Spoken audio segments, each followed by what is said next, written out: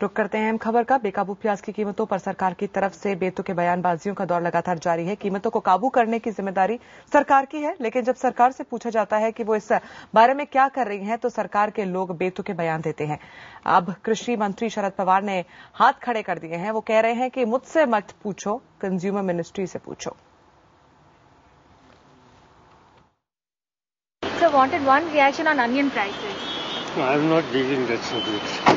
Consumer affairs is busy. So one question, sir, like you think the price...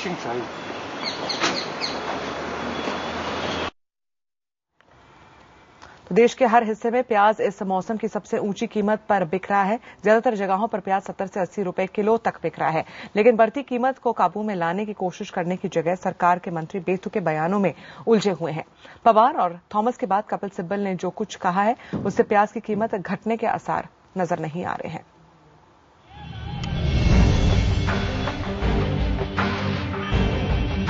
अब 1-2 गिन के प्याज का इस्तेमाल करते हैं। सरकार तो बोलती है सस्ती होगी सामान, लेकिन यहाँ तो हर चीज महंगी है।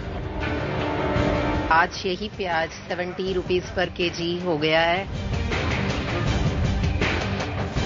प्याज भले ही आम लोगों के खाने की जान हो, लेकिन इन दिनों ये खास लोगों की पहचान बन गया है।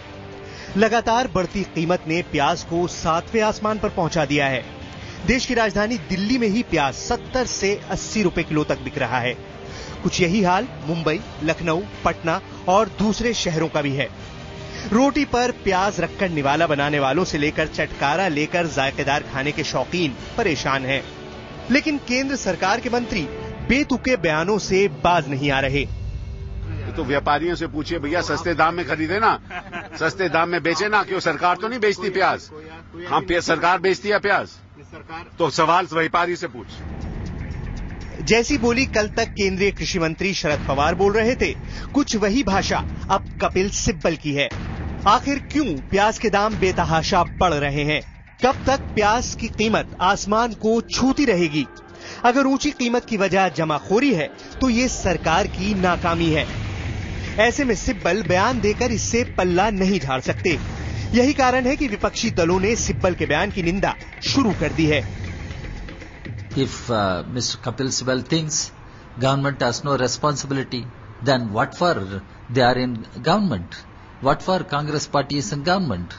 What for they have the mandate of the people? ये सरकार बड़े मुनाफाखोरों, बड़े पूंजीपतियों के असर में काम करती है, इसीलिए उसी की वजह से इन्फ्लेशन होता है। प्याज की जबरदस्त मांग है और स्टॉक कम, ऐसे में भाव तो बढ़ेंगे ही। प्याज के निर्यात पर रोक लगाकर आम लोगों को फौरी राहत दी जा सकती है, लेकिन ये भी नहीं किया जा रहा। ऐसे में नेफेड ने सरकार को एक और तरीका सुझाया है।